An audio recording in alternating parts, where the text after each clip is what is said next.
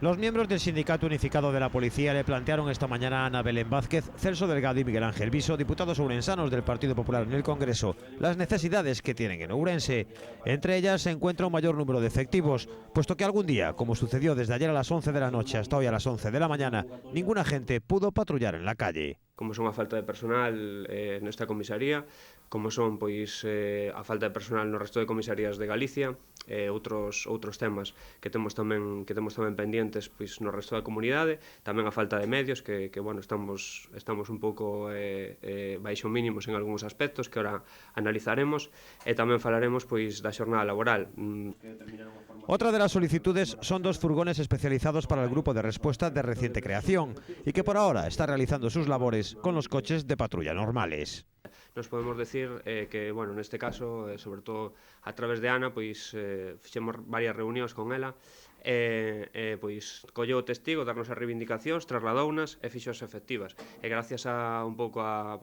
súa labor e a dos seus compañeros, pois hoxe temos unha unidade de prevención e reacción na comisaría de Ourense que empezou a funcionar xa fai aproximadamente un ano. O que demandamos de alguna forma é que o único que lle falta para culminar e para que teña todos os elementos para estar operativo ao 100% son unhos vehículos, unhas furgonetas que esperamos outra vez recurrimos a eles para que nos axuden e para que se agilice pois esa dotación de medios para